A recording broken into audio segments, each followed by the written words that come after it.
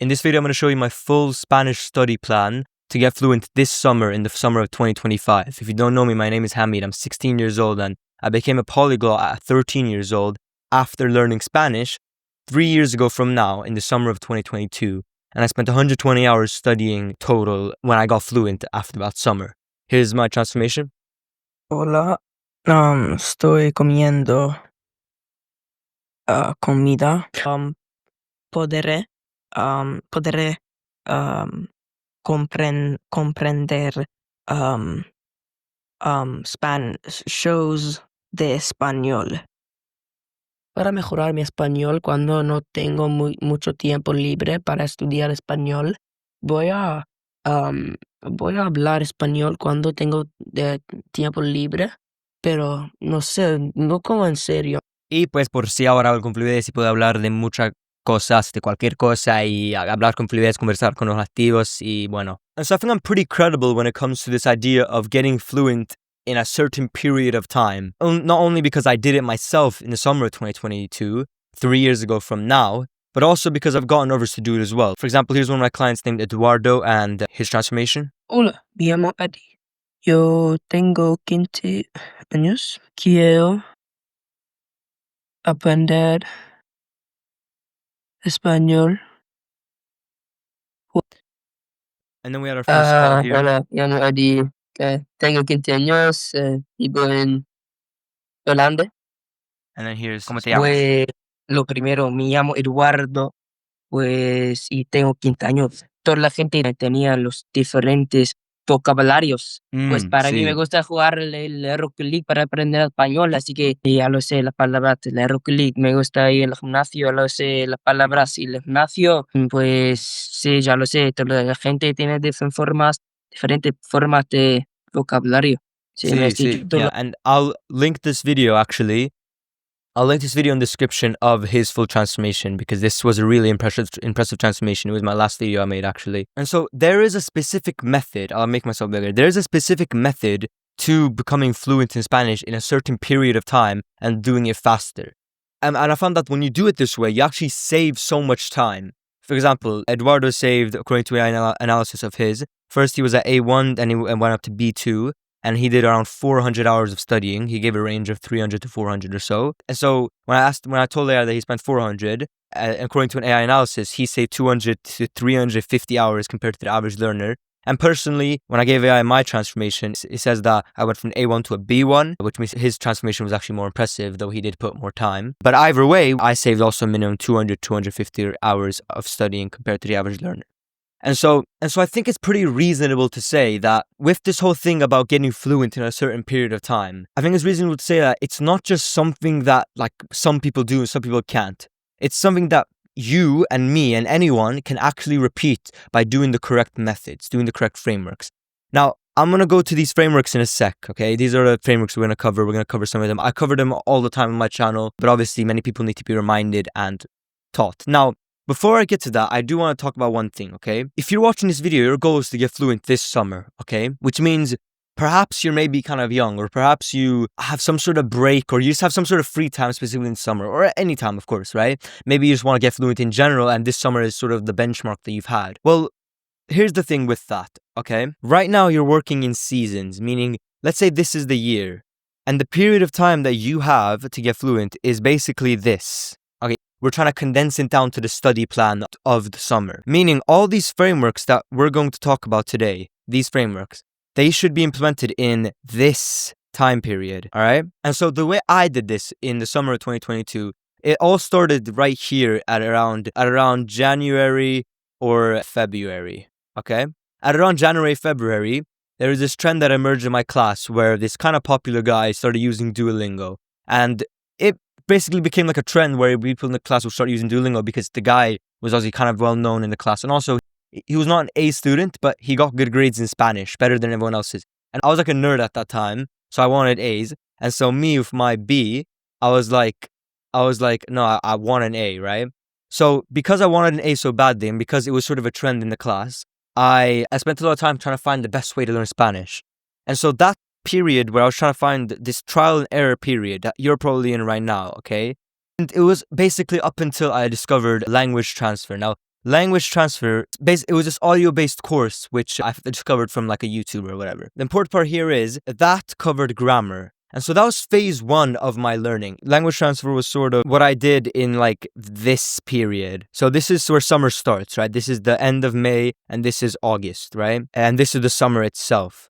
This period was when I was really going hard on language transfer, the 3 sort of month period beforehand. I'm just going to scribble over, okay? That's where I did language transfer. And so how I like to think about it is it's 3 phases. Let's say this is the summer. I like to think that we're going to have basically 3 sort of periods. Okay, now technically the whole thing is a period, but we're going to divide it into a plan, right? And so these different periods represent different sort of goals in mind. The first one that I did was the language transfer period.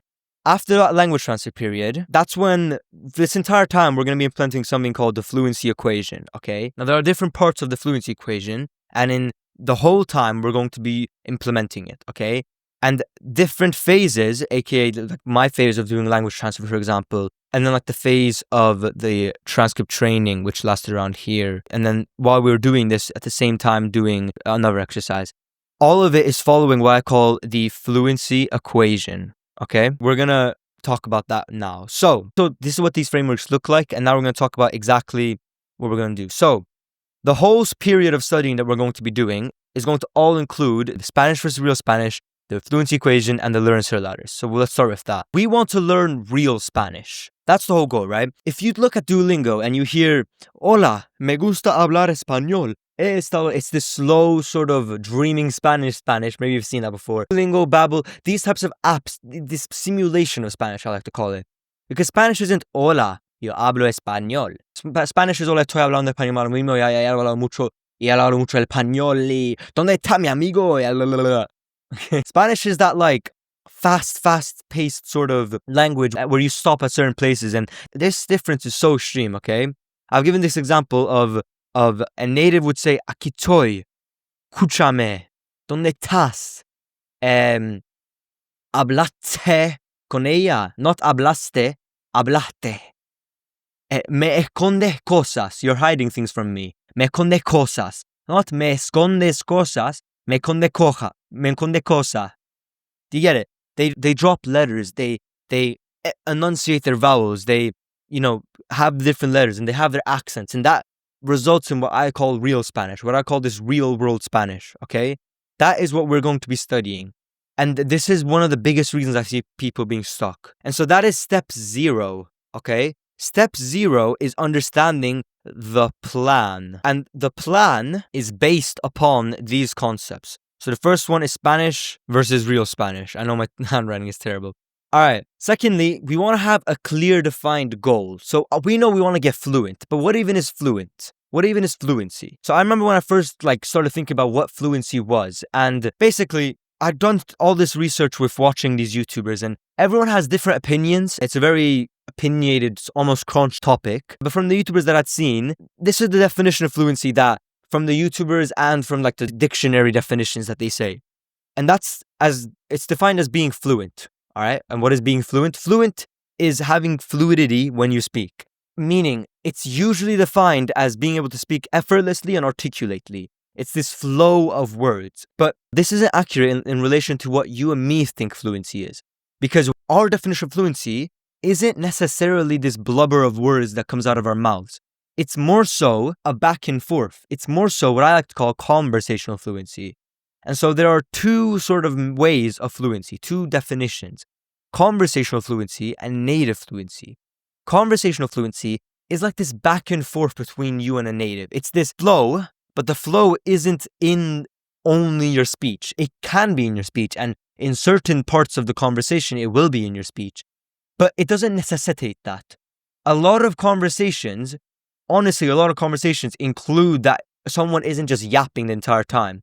And so fluency isn't necessarily the thing of yapping. It's more so the thing of the back and forth of the conversation. And so the fluidity is in the conversation, not necessarily only in your speech. And then there's native fluency, and this is where your accent is on point and every other aspect of the language is on point. Here's the thing. There is an effort discrepancy.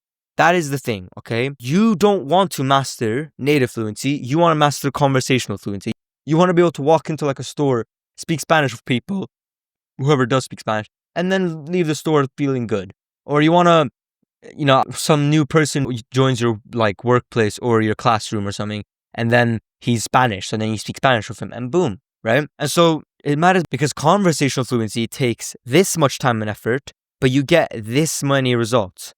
Whereas native level fluency takes so much more effort, exponentially more effort, and you get like a tiny bit more results. Meaning this right here, this time and effort is what we're going to be putting in the timeline. The timeline is going to be putting this much time and effort. Okay?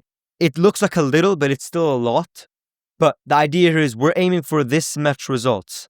These are the results we're looking for, and this is the amount of time and effort that we need to put. If this is your goal, then it's not going to work for you because this takes years. This can take a few months. This is what the summer is going to be about. Okay? And so this is what took me the 120 hours. This is the one I'm still working on. And that gives you a picture. And so this is where we talk about the fluency equation, where if the goal is conversational fluency, then all we need to work on is the parts of the conversations. Meaning, there is a formula, an equation to how fluency looks like. And this is the equation right here. A conversation is just me speaking Spanish, then you're understanding the audible Spanish that I'm speaking. And then we switch because when it's your turn to speak, then you're the one speaking, and I'm the one trying to understand your audible Spanish. Notice how for both parties, there's only two skills being used, speaking and understanding. Okay? And so it goes a little further. Obviously, it's going to be with real Spanish, right? We're using the previous concepts that we know. We're going to be speaking real Spanish and we're going to be understanding real Spanish. And Spanish sentences can be simplified into grammar and vocabulary. What the words are and where the words are placed. Very simple, okay? And this also includes understanding the why, and we're going to get to that later on. And so this 3-month period of the summer where you're going to focus on getting fluent, the period hyperfixates on these two skills. Nothing else. And so it does not make sense for you to study anything else apart from these skills. Okay? And therefore, the mediums of studying them apply as well. Why would you read a Spanish book if we're trying to implement the fluency equation, right? And so the next part of step 0 is understanding this fluency equation. That in this period that we're going to be studying, that the entire period includes the fluency equation, all right? FE, fluency equation. How are we going to implement the fluency equation? This is what I thought about before the summer when I was making this plan for myself. And this is the plan that I'm putting you on right now, okay? How do we improve the skills of speaking and understanding spoken Spanish? That is the question that we're going to be asking ourselves now. How do we implement the fluency equation? Well, it's going to seem obvious, but by speaking and understanding spoken Spanish. In fact, this is what I saw all the YouTubers who got fluent online very quickly. Shauma, Language Lords, all they did was practicing the skills of the fluency equation. And the way they did that was by doing it, by speaking to get better at speaking and understanding spoken Spanish to get better at spoken Spanish, right? If you want to get bigger biceps, you probably shouldn't be doing crunches. You probably shouldn't be doing back handsprings or something. You probably should do bicep curls if you want to grow your biceps. You probably want to speak to get better at speaking in Spanish, right? This is a very simple skill, but most people miss this. This is why Duolingo and all those things don't work. And so what this looks like is, for the first part of the fluency equation, to understand, we need to listen to spoken Spanish and understand it, and then repeat those 2 steps many times. And to get better at speaking, we have to speak and then understand how to say something in Spanish because we don't know how to say it, and then repeat those 2 steps, right? Very, very obvious. And so what these looks like visually are what I call the learn sir ladders, where these are the ladders that you have to climb. These are the steps we have to repeat over and over again to get fluent in Spanish. In fact, fluency is at the top of these ladders, and the summer right now is what you're spending to climb these ladders. And so the more you climb, the better your Spanish will get. And anytime anyone ever got fluent was climbing these 2 ladders. And so this period of summer is going to look like this for you, where we're going to be implementing the fluency equation across the whole summer. And like I said in the beginning, we're going to do this in phases of the fluency equation. But the whole fluency equation is being applied in every single phase. Okay, I hope that makes sense so far. So for me, the phases look like this. We had the grammar phase. So we know the fluency equation is grammar, vocabulary, and then speaking grammar and vocabulary and understanding spoken grammar and vocabulary. And so what this looks like for me and the plan that I'm going to put you on is the first phase will be the grammar phase, since that bases the logic. And we're going to get to the 3 W's to explain how we're going to do this. Okay. Then the second phase will be our understanding phase. Why? Well, because climbing the LUR ladder is much easier than climbing the SIR ladder. And what this means is understanding spoken Spanish is actually much easier than speaking it. Because you can say ¿Cómo estás? And you'll be fine. But a native says ¿Cómo está? And you'll be confused. So the idea is you can't control what natives say, but you can control what you say. And so because there's less control and it requires more skill, the LUR ladder is harder. Therefore, we're going to start it earlier, okay? And so for me, this is when I did my exercise for the LUR ladder, which we're going to talk about. So let's just write LUR. Then, while we're still doing the LUR ladder, we're going to move on to the next phase, which still includes the LUR ladder. We're going to do LUR, and we're going to add SIR, which is basically the speaking exercise. So we're going to be doing an understanding exercise and a speaking exercise. And all this time, we want to have covered grammar. We want to have covered language transfer. I did language transfer throughout the summer. I added everything to what I was doing previously. Do you see how this works, okay? You have the base and we're adding to it, okay? And that's what we're going to get to. And the final phase was what I call basically just having conversations, because the best way to learn Spanish is to have conversations, because that's the skill that we want to achieve in Spanish. And so that is basically implementing the learn SIR ladders. And so this is where you get the what I call spot and speak. And this is the point where you will be fluent in Spanish. All right, spot and speak. So what this looks like basically is it goes in phases. We have phase 1 and phase 2, then phase 3, then phase 4. It's like this pyramid almost, where everything relies on the base. And so the base will start with grammar. And what I used for grammar was a language transfer. Now again, we're going to get to exactly how to study these phases, okay? We're going to get to exactly how to do them. Then it was the LUR ladder. Then we climbed the LUR ladder. And by the way, we're still climbing the LUR ladder when we're doing grammar as well. It's just that we have a different exercise for it, okay? Then the SIR ladder. And again, you need to have the LUR ladder to do SIR. You need the first base part of the pyramid in order to move up, okay? And so after that, we have spot and speak. I'll just write SS. And then finally, we have fluency, okay?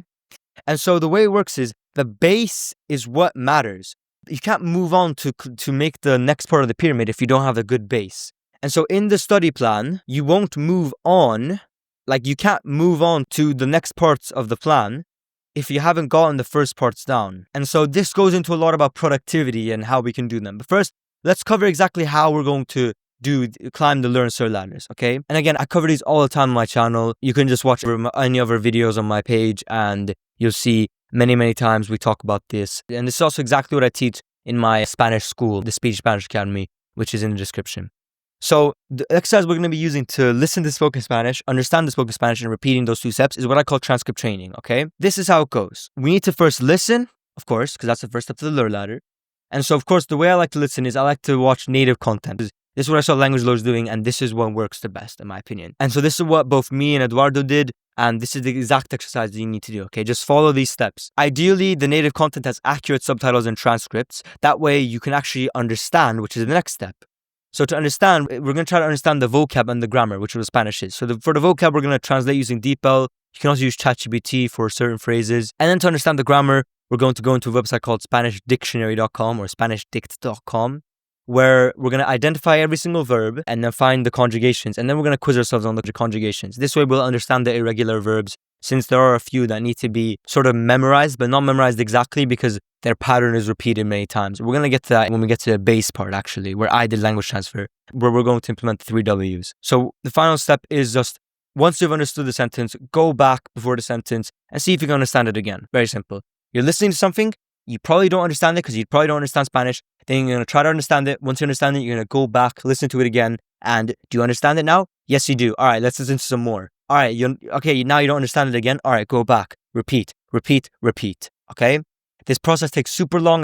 This is the second phase. And in this phase, it took me 30 minutes to get past 2 minutes of Spanish content. And I forgot most of it the next day. But this is why consistency is key with this plan. Okay? And so with this plan of the pyramid, all right, in this second phase where we're doing LUR, you have to have the grammar down well first. And what I used was language transfer. That is the free alternative that I recommend. What Eduardo and my students use is my own fundamentals course where I explain it through my framework. Anything will work as long as it follows the 3 Ws. And we're going to get to exactly why that is. I hope I'm not confusing you right now. So to climb the SIR ladder, we're going to use an exercise I like to call narrate, elaborate, contemplate. Okay, so we need to speak Spanish, we need to understand how to say something in Spanish, and we need to repeat those 2 steps. Climbing the SIR ladder. Now, there are many ways to do this. This is the way that I recommend. First, we're going to speak. Now, to speak, I like to use this framework of the first step is to narrate something. To narrate is to tell a story, to report something, or to commentate on something. Then we're going to elaborate, give details on whatever your narration is. And finally, contemplate. Question your narration. Question the details. Question everything that's going on.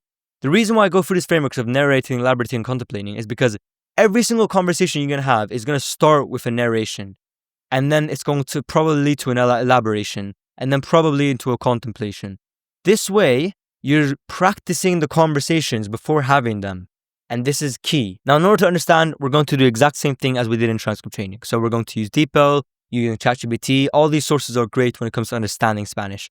And also, you can search up verbs in SpanishTick.com, but I wouldn't quiz yourself on them since that is what transcript training is for. And then finally, we're going to be going back to saying the thing that we now know how to say. And this time, we should be a lot more fluent in saying that thing. And so what happens is you're not fluent in saying it, and then you say it and learn how to say it, and then next time you say it, you're more fluent in saying it, okay?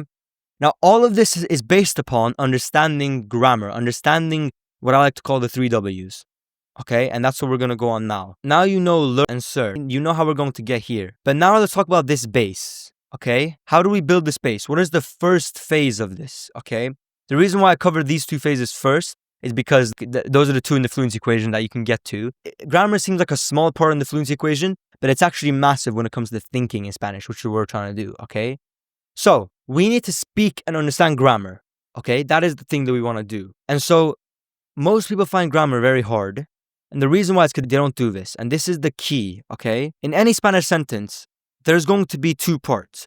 What the words are and where the words are placed and how they're sort of structured in the sentences. Most people memorize the what and the where, and that makes it not make sense, okay? This is what language transfer changed for me. If we think the sentence, ¿cómo estás?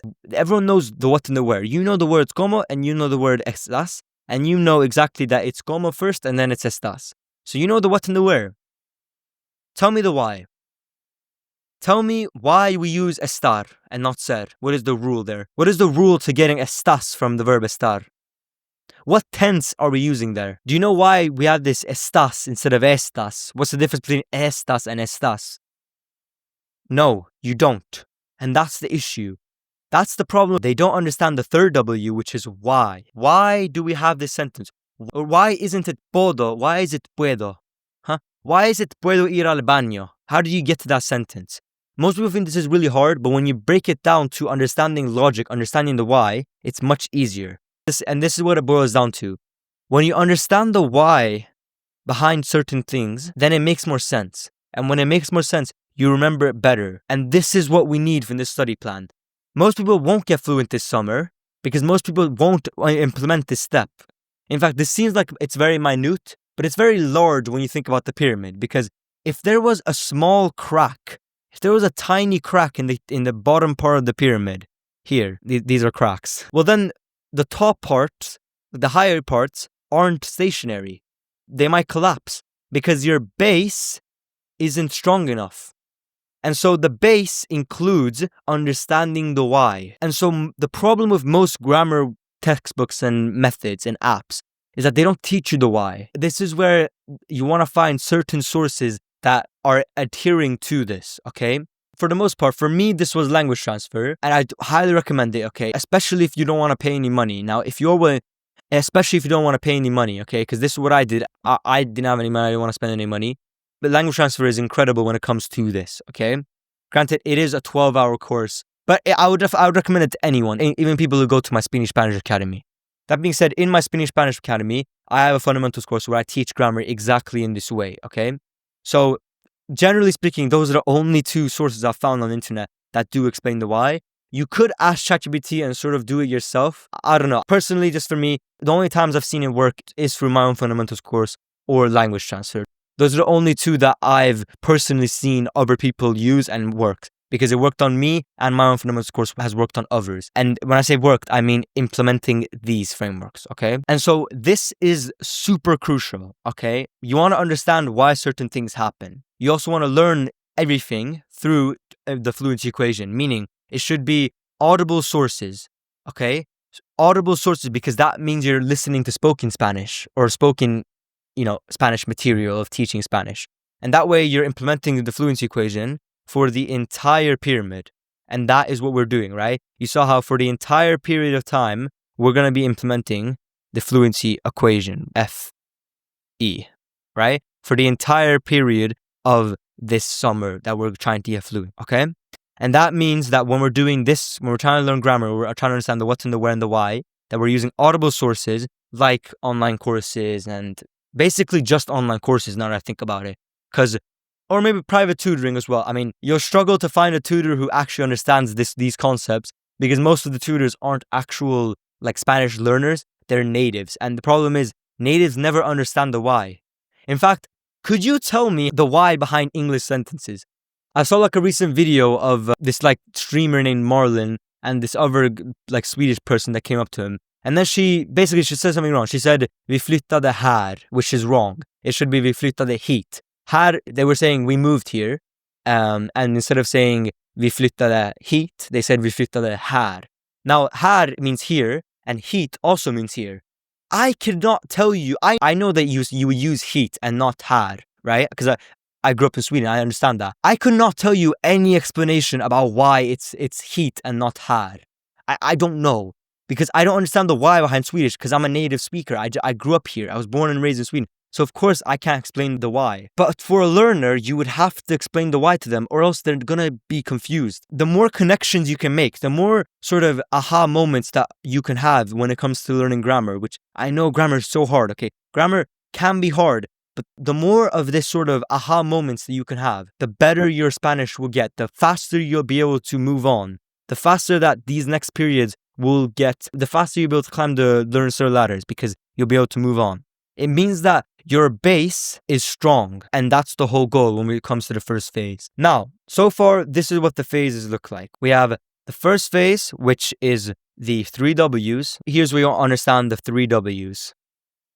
Those are 3 W's, okay? Then we have the LUR section, the transcript training. And now you know exactly what to do, right? Transcript training. Then here, we're going to have the SIR part, where we're going to do narrate, elaborate, contemplate, okay? NEC. And finally, we're going to go into what I like to call spot and speak. And this is where you're going to become fluent in Spanish, okay? This is where you're going to have the conversations. So understand that this doesn't look like a thing where you move on from one thing to the next. No. Instead, it's a pyramid. And like all pyramids, the base matters the most, then the next part, and then the next part after that, okay? And so this is the grammar, this is the LUR ladder, this is the SIR ladder, and this is spot and speak, which we're going to talk about right now, okay? So just to make this clear, this is where you're starting, okay, right now, and we're climbing the learn SIR ladders to reach the top of fluency this summer, okay? We're going to start by implementing grammar, 3 W's, okay? Then we're going to move on to the LUR ladder, right? Listen, understand, and repeat. And we're doing transcript training there. All of this includes real Spanish. And then on top of that, you're going to be adding the SIR ladder, narrate, elaborate, contemplate, where you're going to be practicing your speaking ability. And in that way, you're climbing the learn SIR ladders, and eventually you're going to reach a point where you're going to reach the spot and speak. The spot and speak phase is the final phase. In the spot and speak phase, that is when I discovered that I was actually able to get fluent, because that's when I started speaking with natives, and that's what this is about. And as soon as that started happening, I started noticing that I was able to have more conversations and get results, okay? Because what you're doing is you're implementing everything we've been doing so far into one exercise. So, spot and speak. Everything so far, we would have reached a conversational fluent level, okay? But at this point, you will still make mistakes and not be able to speak fluently completely.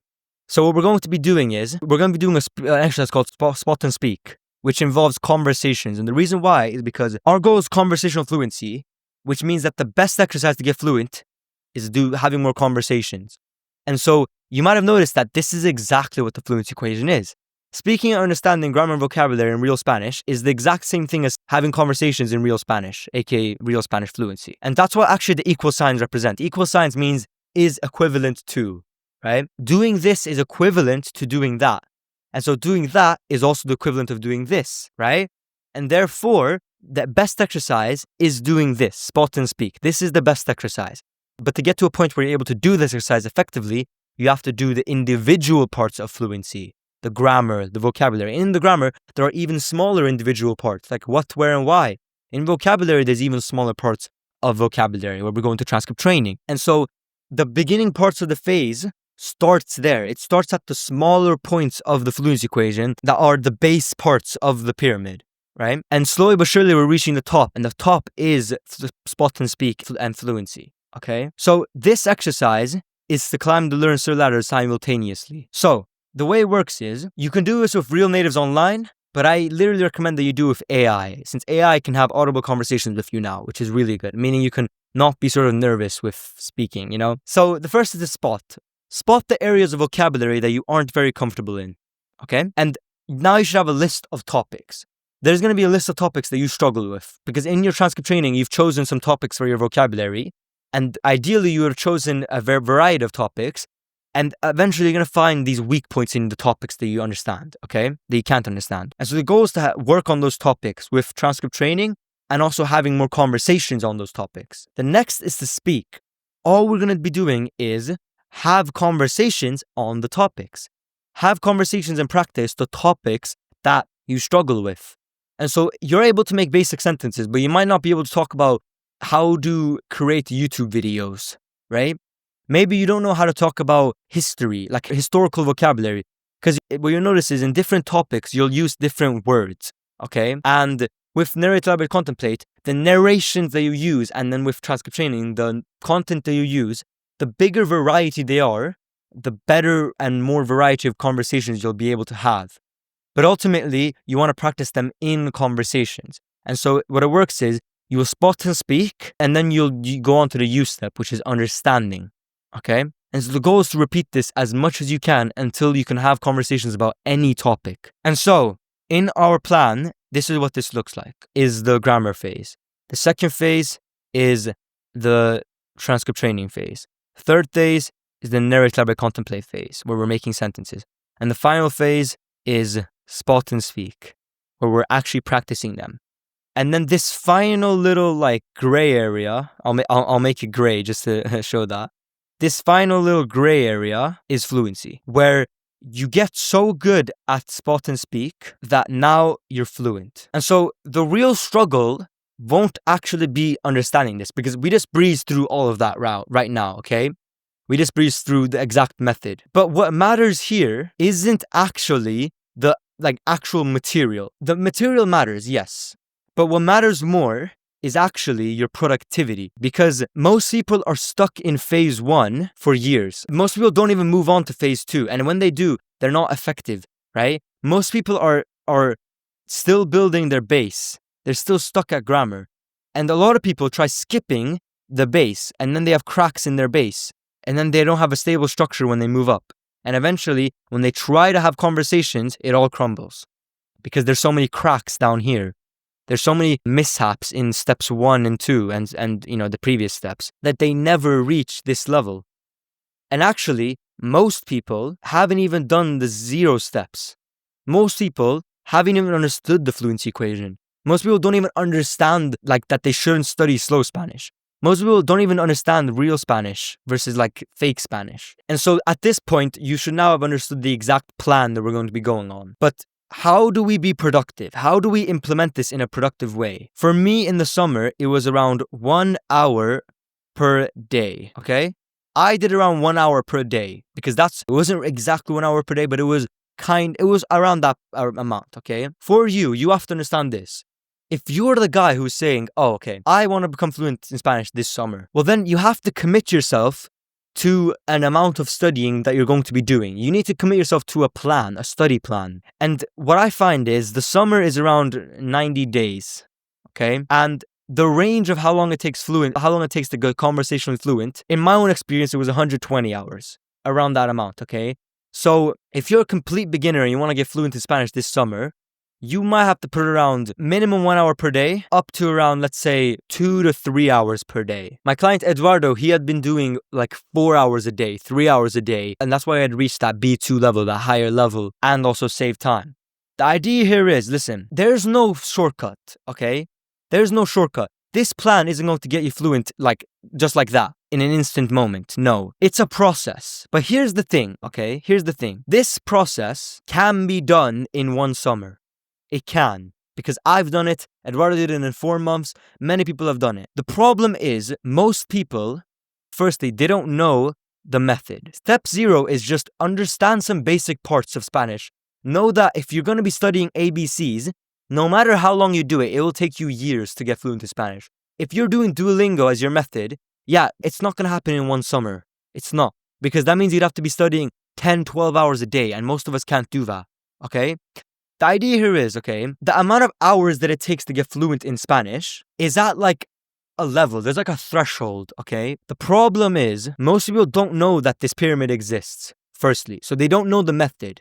They don't know the fluency equation. They don't know that you shouldn't study fake Spanish. Like, they don't understand that, firstly. And it's not their fault. It's because of these mass marketers and the influencers that promote the false methods, okay? But then now that you've understood that, it's all just a matter of how many hours you put in and how effective you do those hours in relation to the method. Meaning, this whole thing can be built in my experience, it was in 120 hours, okay? I think the range would stem from, I guess, a minimum of 120 hours to around about 200 hours, okay?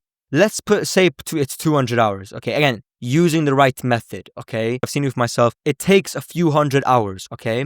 Granted, using the right method and reaching that level, okay? Conversational fluency, okay? Maybe we'll put it up to like 300 hours, okay? Let's say 300 hours. This is the range only if you actually implement the fluency equation. And so now that you know how to do that, how to build this pyramid, it's just a matter of grinding out these hours.